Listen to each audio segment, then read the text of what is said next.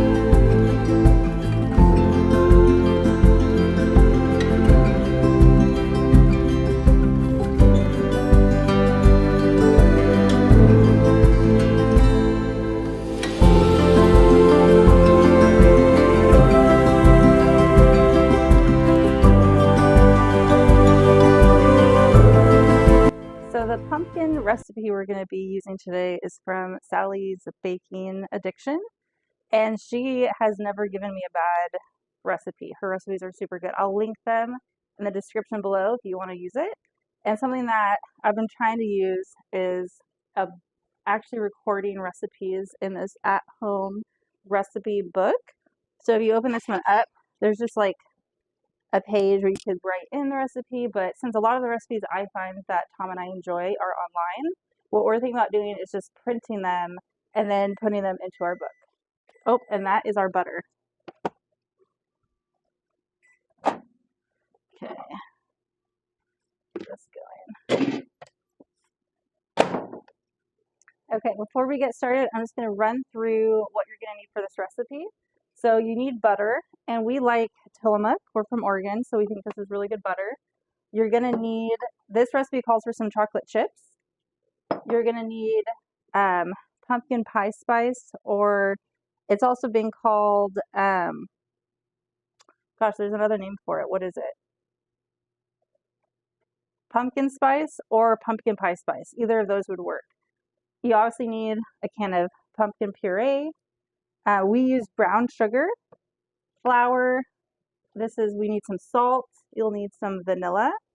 And what helps it rise is baking soda. So those are your ingredients. Oh, and I've got them in the refrigerator, but we're also going to need some eggs as well.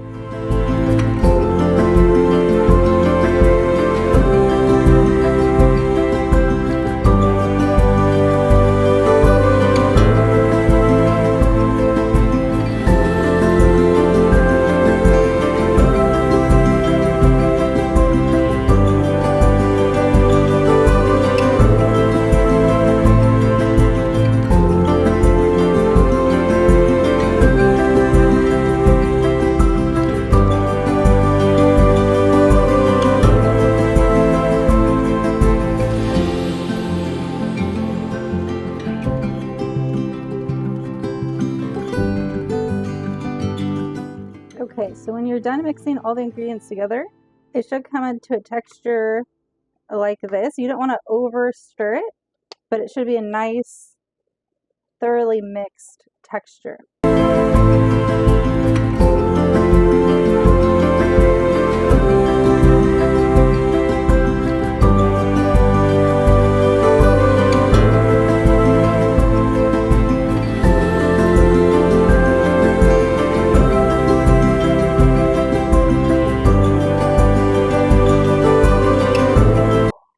And then we've got our oven on to preheat at about 350. All right, so we've got our pumpkin bread cooking in the oven. The next thing we're going to do is prep our butternut squash. So for this recipe, it's going to be a pasta dish with butternut squash. But the part that takes the longest is prepping the squash. It doesn't take super long, but it does take a little bit, and then you do have to cook it for a while. So you start by cutting this squash in half. You definitely don't need a huge squash. And just keep in mind, the bigger the butternut squash, the longer it has to cook in the oven. But I cut it in half.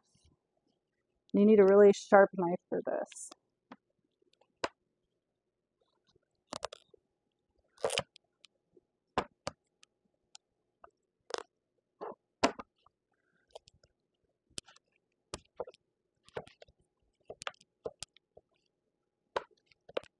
Well, this little part's kind of hard, so you kind of open it up. You got the two halves, and then you're just going to take a spoon, kind of like a pumpkin, and just get all those seeds out that are in the middle.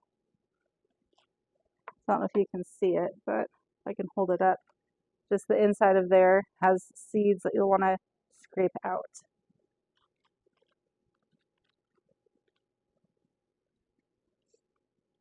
And I've never done anything with butternut squash seeds, but I would guess, you'd have to look it up, but I would guess you'd be able to toast them and eat them similar to pumpkin seeds, but I have not tried that. So that could be something, if you don't like wasting any part of your vegetable, that could be something you could look into doing. So it's that simple, just a couple scoops and it's ready. And then you just put it on a simple baking dish like this. Pop it on there. And you do the same to the next one. Scoop out all of those seeds.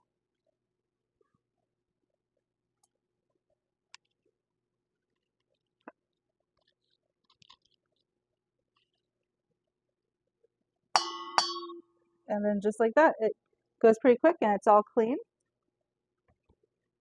Take off the sticker because you don't really want that in the oven. And then the next part is you take just a little bit of some melted butter, take a little spatula, and you just kind of dip it in that butter. And you're just going to want to lightly brush it on the top of that butternut squash. You can even go inside just a little bit. And this will help when you're seasoning it with salt and pepper. It kind of just helps it all stick on there.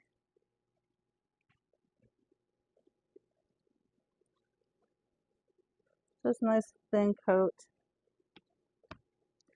And then use a little bit of garlic salt. Scoop this over. I'll put this here. So just a little bit of some garlic salt on top. The next one. And then take some pepper. We like to have some fresh ground pepper. Grind it on top.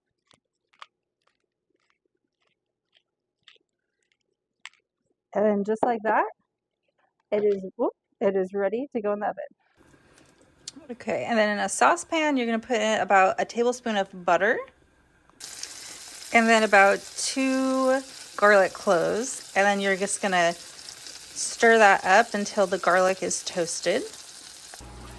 Then you're going to take half of the butternut squash meat and put that in the saucepan and stir that up till it's nice and soft. And so you're going to squish it around until it's super soft, almost like a baby food texture. And then you can add whatever spices you like. We usually add a little bit of more ground black pepper, garlic salt, and then a little bit of oregano. Okay, so you're going to use, I forget the size of this dish, but it's that equal square dish. And we're going to start with layering in our pasta that's been drained. And then this is the meat sauce we use, and it is the best grocery store meat sauce. Sorry, not meat sauce, pasta sauce.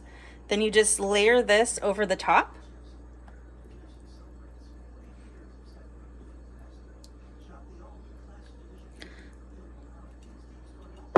Nice and easy. Then you're just gonna take your butternut squash and put it into like little circles. So I do one there, a circle here, and then you can kind of spread it out. A little circle here, a little circle here, and then a little circle here, and then your very last circle there. Then you can take a spatula and just do your best to kind of evenly flat. It does not have to be perfect.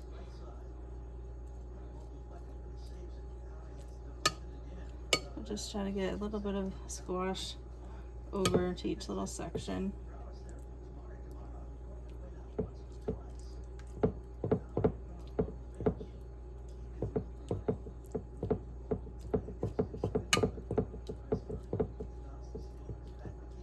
And you kind of just keep working it through until you feel like there's a little bit of squash kind of on each little section. Does not have to be perfect, but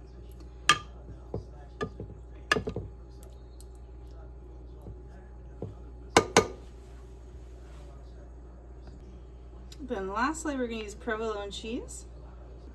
So you're just going to evenly put the provolone on here. It's about 4 slices, and then you pop it in the oven at 400 for 15 minutes. Thank you. All right, this is what it looks like when it comes out of the oven.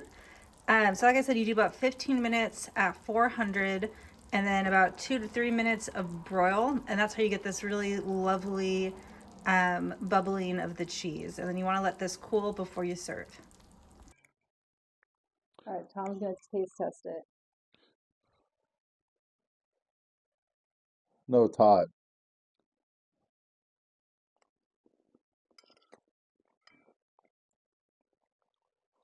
Yummy. It's very good.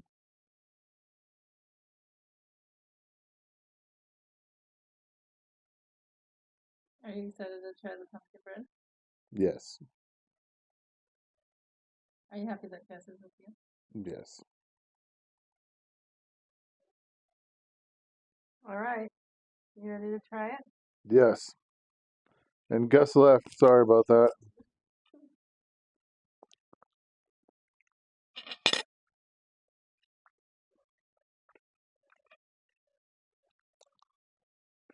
Okay, so tell us what you're having there. It's very good pumpkin bread, but I think we need to warm it up a little bit. No, Tom, that's not the right. Okay. All right, we're trying some delicious pumpkin bread. If you haven't had pumpkin bread's good. Okay, how would you rate it out of 5 pumpkins? And 5 meaning that's the highest. 5 pumpkins. It's very good. I love the chocolate chips.